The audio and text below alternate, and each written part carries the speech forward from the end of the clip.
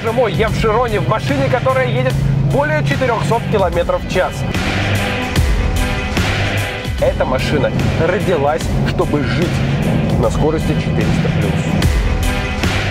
Он уникальный, он злой. Это квинтэссенция страха, эмоций, эйфории и ужаса.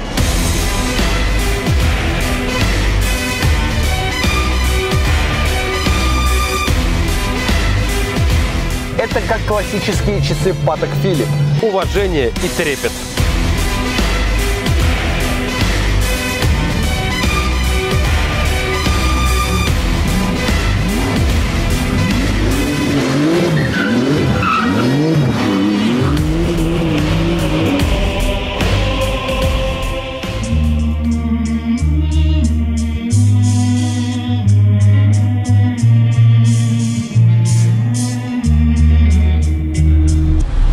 Всем привет! Меня зовут Гурам, а вы смотрите канал DSC Off. Мы в Ницце, и год назад мы уже были в Ницце с каналом Drag Times, снимали Bentley Continental GT Super Sports. Безусловно, это интересный автомобиль, но в этом году с каналом DSC Off мы решили поднять ставки до максимума. Встречайте, Bugatti Chiron.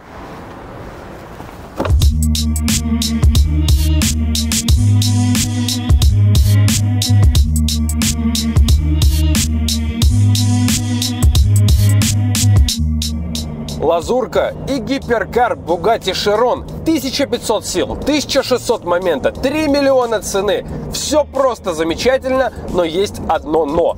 Давайте сразу на берегу определимся, что эта машина называется Chiron, несмотря на то, что в начале CH. Запоминаем, потому что это фамилия великого французского гонщика Луи Широна.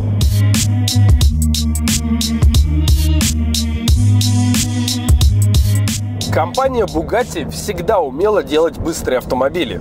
Но примерно 20 лет назад Bugatti стали частью Volkswagen Audi Group. И это дало им новые возможности.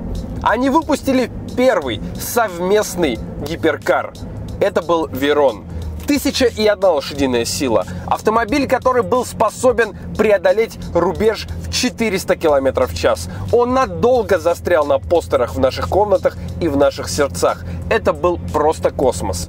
Но сегодня с моделью Chiron они собираются возвести все их достижения в новую степень. Но ведь Veyron был довольно быстрым гиперкаром. И чтобы его превзойти, нужно было проделать комплексную работу. И вы знаете, они с этим справились. Например, тот же двигатель. Да, с одной стороны он нам уже знаком. W16, 16 цилиндров, 8 литров объема, 4 турбины, но они его полностью переработали. Турбины теперь работают по другому принципу. Здесь теперь последовательный надув. Сначала работают 2 турбины поменьше, потом подключаются турбины побольше. И все это вкупе накачивает 1500 лошадиных сил и 1600 ньютон-метров крутящего момента. Самых настоящих, не гибридных, не нарисованных, не эфемерных, а реальных.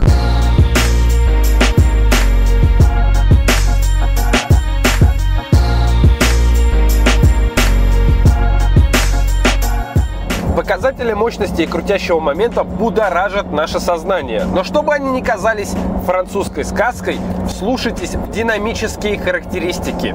Разгон 0-100 менее 2,5 секунд. Разгон от 100 до 200 км в час 4 секунды ровно. Разгон 0-300 13,5 секунд. А если у вас есть соляное озеро и вы достаточно храбрый мужчина, то через 42 секунды на вашем крутом спидометре вы увидите отметку 400 км в час. Но и это не является максимальной скоростью. Она ограничена, электронно ограничена на уровне 420 км в час. Но машина способна на большее. Просто инженеры Bugatti беспокоятся за вас и пока что ограничивают ее на этом уровне. Теоретически, судя по слухам, максимальная скорость может превышать 430 км в час. Это быстро.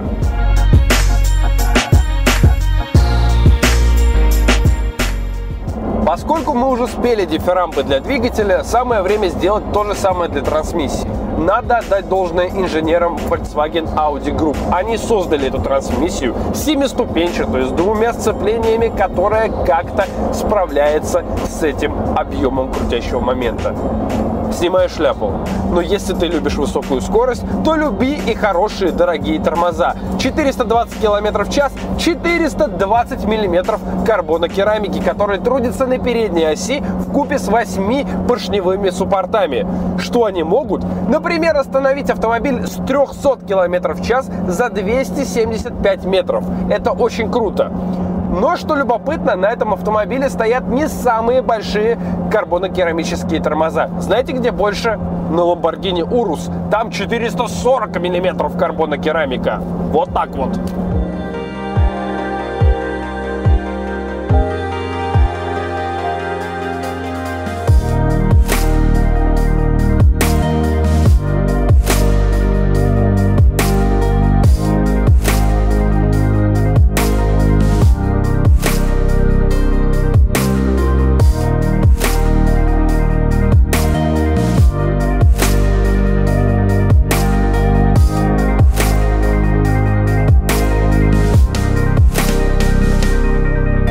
По поступившей информации, за время нашего тест-драйва Chiron на Лазурке в местные травмпункты было зафиксировано рекордное количество поступлений людей с различными травмами шеи.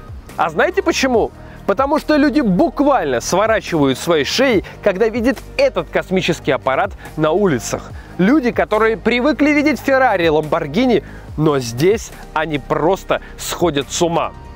Конечно, можно было ограничить рассказ о внешности Chiron этой небольшой метафорой, но мы не такие. Мы хотим заострить ваше внимание. И начну я рассказ с фар. Фары выглядят очень стильно, даже когда просто выключены. В режиме габаритов с каждой стороны загорается по 4 квадратных диода. Во-первых, это выглядит очень стильно. Ну а во-вторых, я хочу рассказать вам одну историю. Когда вы едете по автобану, в левой полосе никого не трогайте, и тут какой-то гонщик подпирает вас сзади и начинает моргать вам фарами. Обычно в этой ситуации вы психуете и топите правую педаль, мол, я тебе сейчас покажу. Но в случае, если вы увидите 4 квадратных диода, не надо так делать. Уважительно уступите дорогу, перестроившись в правый ряд. Опустите окно и постарайтесь насладиться звуком W16. Что мы видим еще? Конечно же, обилие карбона. Его не просто много, он везде. Все кузовные элементы выполнены из карбона.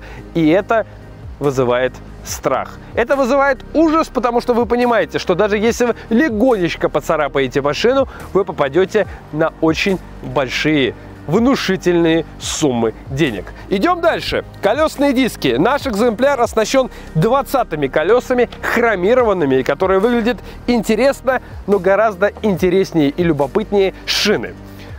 Казалось бы, ничего сверхъестественного. Michelin Pilot Sport Cup 2 полуслик, который даже я использую на своем GTR.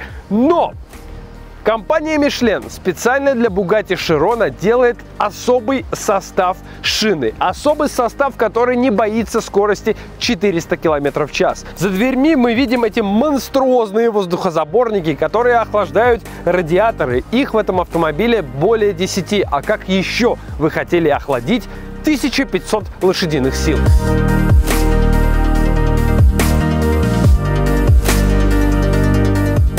Та часть автомобиля, которую вы будете видеть чаще всего. Что здесь выделяется? Ну, во-первых, просто массивное, колоссального размера антикрыло. Оно умное, оно умеет менять угол атаки, и в зависимости от ситуации оно либо добавляет прижимной силы, либо вообще может выступить в качестве аэродинамического тормоза. Крыло встает практически вертикально и очень эффективно замедляет вас с помощью воздуха, помогая тем самым пресловутым карбонокерамическим тормозам. Кроме этого, выделяется не менее колоссального размера стоп-сигнальные огни. Они практически на всю длину автомобиля. Здесь же завершается центральная линия, которая делит автомобиль будто на две части. Эта линия начинается с капота, идет через всю машину, через салон и завершается вот здесь. Я думаю, что в этом есть даже какой-то аэродинамический толк, но как минимум это выглядит любопытно. Ну и, конечно же, выхлопная система. Она звучит так же круто, как и выглядит. Центральная, мощная, внушающая только одно – уважение и трепет.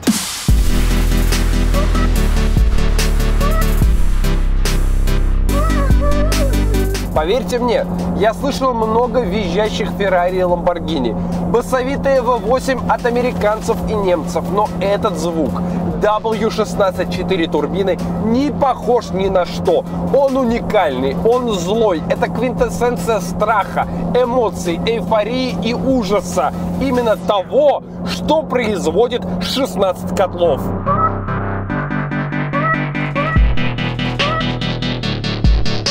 В этом автомобиле полно космических технологий. Например, внутренняя телеметрия. Как заявляют представители Bugatti, автомобиль ежеминутно считывает десятки и сотни тысяч параметров в режиме реального времени. И не просто считывает, а отправляет их сразу в штаб-квартиру Bugatti. Например, если ваше колесо немножко спустило, то может дойти до такого, что вам позвонит менеджер Bugatti и скажет: ребята, заедьте, пожалуйста, на шиномонтаж, поправьте, пожалуйста, ваше колесо, которое, кстати, нигде невозможно купить, потому что это спецзаказ шин Мишлен. Их надо заказывать и ждать. Но, тем не менее, вот такое внимание оказывается каждому клиенту, кто готов выдать 3 миллиона евро за этот автомобиль. И, кстати, таких клиентов будет немного. Всего 500 штук, потому что именно таков тираж Bugatti Chiron.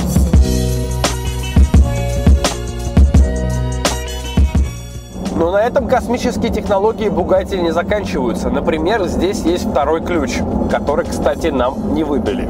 Именно со вторым ключом машина получает возможность проехать 420 км в час. По умолчанию с одним базовым ключом Bugatti вы можете ехать всего лишь жалкие 380 км в час. Но если у вас есть второй ключ, вы его вставляете. Автомобиль делает самодиагностику, понимает, что это все безопасно, и после этого позволяет вам ехать более 400 км в час. И я уже предвосхищаю комментарии, что, мол, GTR тюненный и Lamborghini тюненный тоже едут 400 км в час и не стоят 3 миллиона евро, и вы абсолютно правы. Но вот в чем принципиальная разница. Эта машина разрабатывалась, рассчитывалась, просчитывалась и продувалась в аэродинамической трубе с одной целью – безопасно ехать 400 км в час. Тогда, когда в GTR и Lamborghini, которые несутся более 400 км в час, вы одной ногой уже там в небесах. Потому что никто никогда не проверял, что происходит с этими машинами на подобной скорости. А эта машина родилась, чтобы жить на скорости 400+.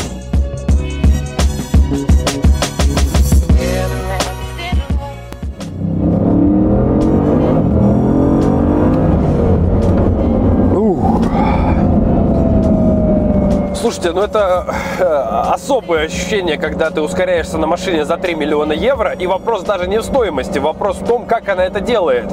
Она это делает не как GTR, не как какая-то турбопомойка, хотя здесь тоже турбины, без удара кувалды по позвоночнику. Она это делает плавно, она вас подхватывает и начинает нести. Причем делает это с звуком W16 и с очень высокой скоростью. То есть мы сейчас ускорились с 20 до 140 км в час просто за секунду.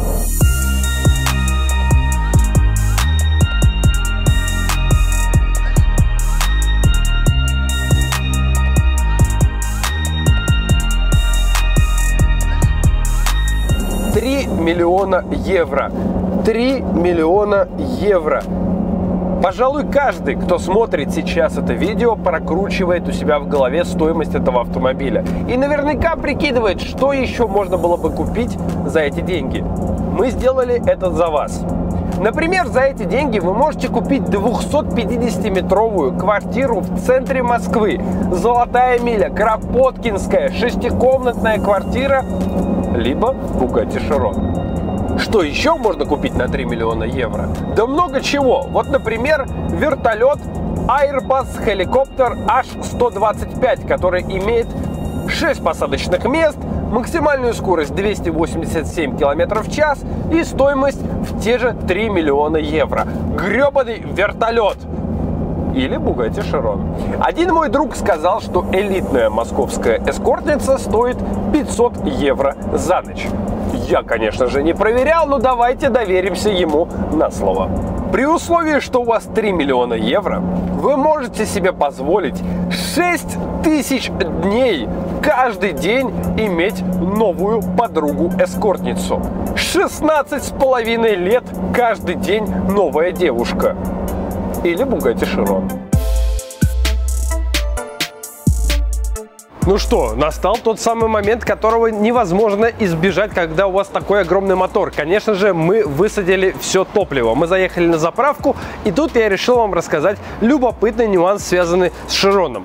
Здесь есть два лючка, очень похожих друг на друга. Один для бензина, а второй, внимание, барабанная дробь, для масла. Потому что вот эта штуковина, она не открывается. Доступа к двигателю у простого смертного нет, слава богу, чтобы не лез своими ручонками поганить это произведение искусства. Именно поэтому лючок для долива масла также выведен отдельно, как и для долива бензина. Собственно говоря, с этой стороны лючок, который позволяет доливать масло, и на нем нарисовано масло, а с другой стороны, симметрично этому лючку, находится лючок для бензина, куда мы сейчас и зальем полный бак 98-го бензина. Кстати, если вы решите заправиться 95-м бензином, а не 98-м, то в опциях вам нужно выбрать соответствующую строку, которая уменьшит отдачу двигателя с 1500 лошадиных сил до 1100 лошадиных сил, тем самым сохраняя ресурс. Вот какие они умные немцы, то есть французы, то есть немцы, ну то есть вы поняли.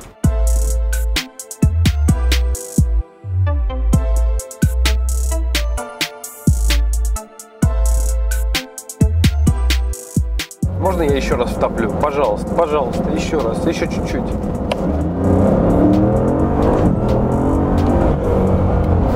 Блин. Нет никаких сомнений, что это очень быстрая машина. Нет никаких сомнений в тех цифрах, которые я озвучил. Нет никаких сомнений, что я мечтаю проехать на ней 400 км в час. Надеюсь, этот день когда-нибудь настанет. Ну а пока этот день не настал, позвольте рассказать вам про салон.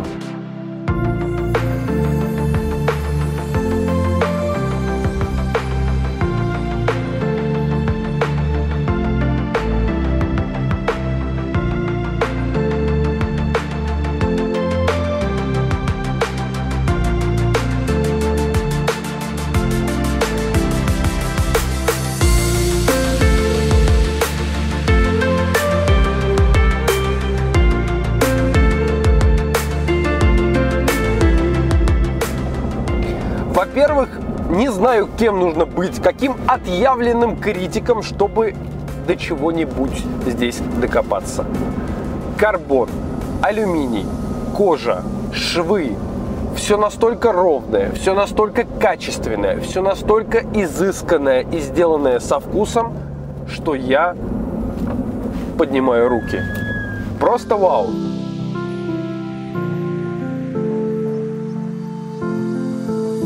Продолжаем рубрику «Что можно купить за 3 миллиона евро?». На 3 миллиона евро вы можете купить себе автопарк. Именно автопарк. Причем подобрали мы автомобили, благодаря сайту Авто.ру, в ценовой категории, которая суммарно составляет примерно 215 миллионов рублей. Это и есть 3 миллиона евро в грубом пересчете. Итак, что вы будете иметь? Сайт Авто.ру говорит, что вы сможете себе купить BMW M5 Competition, самую крутую, Chevrolet Corvette для души, Lamborghini Aventador S для эмоций.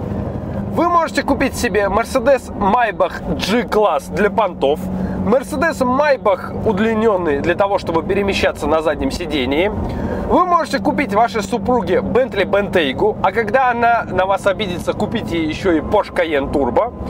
Купить для себя любимого Rolls-Royce Wraith. Для трека купить себе Mercedes AMG GT-R. Ну и самое главное, если вам захотелось автоспорта, то вы сможете себе построить 1000-сильный GT-R R35 для дрифта и 2000-сильный GT-R для дрэга. Все это либо купите Chiron. За представленные цены мы благодарим сайт Авто.ру, проект Яндекса. Ищешь машину? Скачай приложение Авто.ру. Пожалуй, некоторые из вас могут начать критиковать салон Chiron, потому что здесь нет iPad. Здесь нет здоровенного мультимедийного экрана, который должен быть в каждой уважающей себя машине в 21 веке. Но эта машина задумывалась иначе. Салон здесь вне времени. Это как классические часы Patek Philippe. Да, сегодня модно иметь умные часы типа iWatch, но через 15-20 лет они будут смешны. А Patek Philippe как был крутым 20 лет назад, так и останется крутым 100 лет спустя. Как и этот Chiron. Как и его спидометр, кстати говоря, потому что он аналоговый. Он не цифровой, и на нем 500 км в час. 500! Это так круто! Это так будоражит. Каждый раз, когда я смотрю на этот спидометр, я понимаю, боже мой, я в Chiron, в машине, которая едет более 400 км в час. Это очень круто. Ну вот что не круто, так это дизайн тахометра. Ну нет. Ну нет. Ну не может быть в такой крутой машине такой простой тахометр. Он слишком простой. Он чуть сложнее, чем экран на калькуляторе. Второй недостаток салона – это отсутствие вентиляции сидений. Нет, это не тот случай, когда я пытаюсь высосать из пальца и докопаться до какой-то мелочи. Поверьте мне, когда вы перемещаетесь на машине за 3 миллиона евро, когда вас постоянно фотографируют и таранят, когда на вас оказывается огромное давление, в первую очередь изнутри, то вы, простите меня, потеете. И вентиляция сидений та самая опция, которая как никогда была бы сейчас нужна. Но ее нет. Ее нет. Ну что получается, что Bugatti Chiron самый крутой автомобиль в мире? Конечно же нет. Нет ни одного автомобиля, который является самым крутым в мире, помимо моего GTR.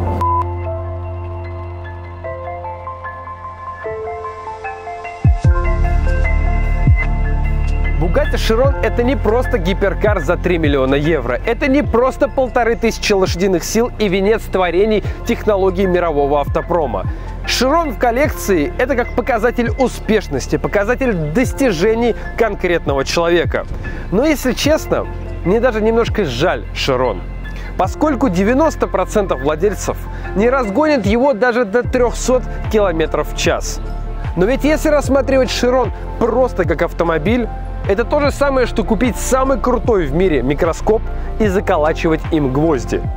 С другой стороны, крутые часы с турбионом покупают не потому, что они показывают время точнее, чем iWatch. Это стиль, это имя, это история, это мощность и это Chiron. А это наши воспоминания, о которых мы будем делиться с нашими детьми. С вами была команда DSC Off. Незабываемый, крутейший, просто неповторимый Chiron, Лазурка, Ницца и до новых встреч. Сейчас расплачусь.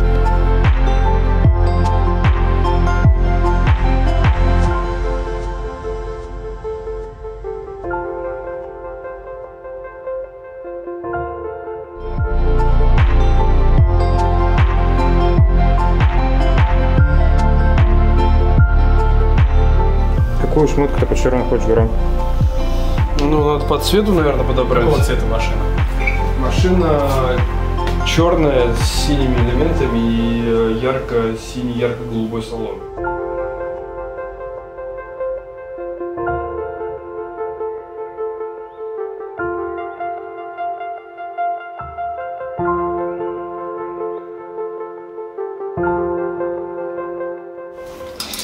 Урам, как размер?